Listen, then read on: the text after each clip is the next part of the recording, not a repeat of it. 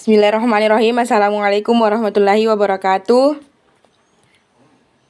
Waalaikumsalam warahmatullahi wabarakatuh. Alhamdulillahirrabbilalamin. Puji syukur kita panjatkan kehadirat Allah Subhanahu wa Ta'ala, karena rahmat dan karunia-Nya lah kita bisa berkumpul di tempat ini walaupun melalui Zoom. Pada perkumpulan kali ini saya akan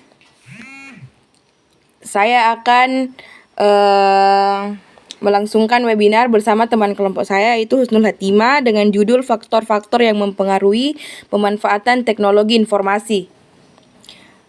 Untuk Husnul Hatimah saya persilahkan.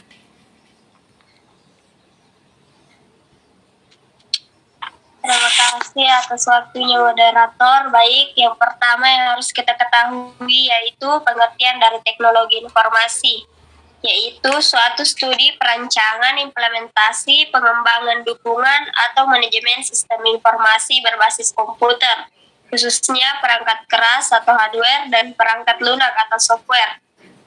Menurut Information Technology Association of America, pengertian teknologi informasi adalah suatu studi perancangan, implementasi, pengembangan, dukungan, atau manajemen sistem informasi berbasis komputer, terkhusus pada aplikasi perangkat keras dan perangkat lunak komputer. Tujuan dari teknologi informasi yaitu untuk memecahkan suatu masalah, membuka kreativitas, meningkatkan efektivitas dan efisiensi dalam melakukan pekerjaan. Dengan adanya teknologi informasi, membuat pekerjaan manusia lebih mudah dan efisien. Yang ketiga itu ada faktor-faktor pemanfaatan teknologi informasi. Yang pertama, faktor sosial.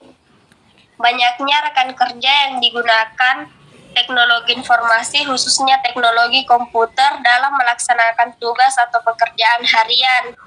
Terdapat manajer atau senior yang membantu baik dalam memperkenalkan maupun memanfaatkan teknologi informasi. Perusahaan sangat membantu dalam pemanfaatan atau penggunaan teknologi informasi. Yang kedua yaitu faktor efek. Pekerjaan yang dilakukan menjadi lebih menarik dan mudah jika memanfaatkan teknologi informasi. Adanya perasaan yang lebih senang bekerja jika menggunakan teknologi informasi, khususnya teknologi komputer. Yang ketiga yaitu faktor kesesuaian tugas. Memanfaatkan teknologi informasi dapat meningkatkan kualitas pekerjaan. B. Memanfaatkan teknologi dapat meningkatkan efektivitas pekerjaan. C. Jumlah output akan meningkat jika memanfaatkan teknologi informasi. Yang keempat yaitu faktor konsekuensi jangka panjang. A. Menggunakan teknologi informasi menjadi pekerjaan lebih menantang. B. Menggunakan teknologi informasi membuat pekerjaan lebih bervariasi.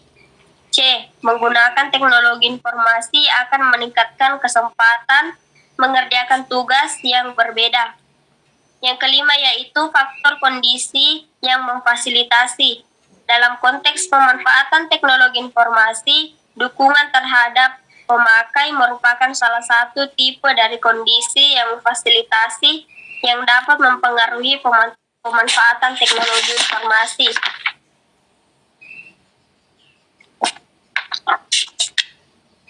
Manfaat teknologi informasi. Yang pertama yaitu di bidang kesehatan. Teknologi sangat membantu dalam perbaikan manajemen klinik hingga rumah sakit. Dulu pencatatan riwayat kesehatan pasien hanya ditulis dalam sebuah berkas. Sekarang pencatatan juga dilakukan, hanya saja tidak menggunakan berkas melainkan di arsip komputer. Rekam medis berbasis komputer ini sangat mempermudah petugas karena dalam data itu sudah ada hasil pemeriksaan dokter ataupun hasil laboratorium. Yang kedua yaitu dalam dunia bisnis.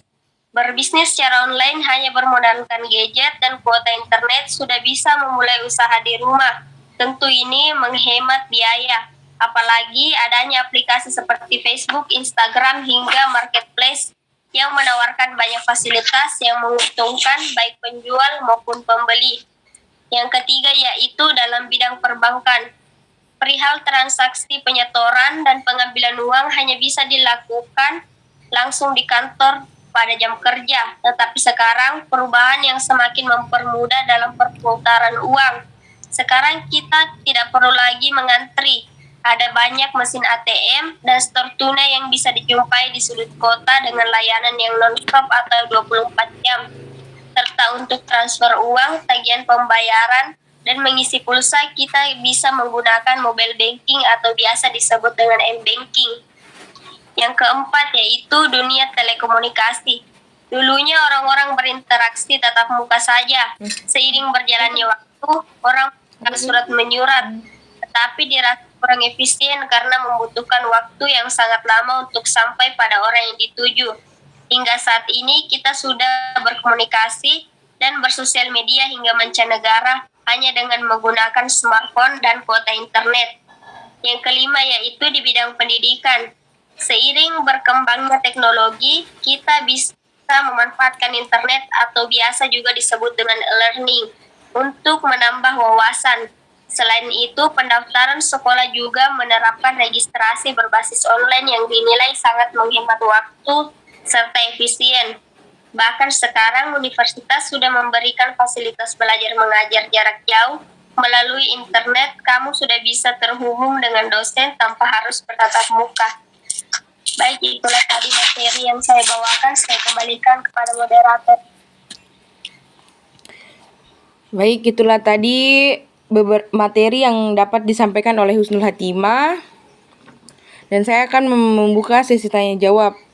Saya persilahkan untuk teman-teman yang ingin bertanya.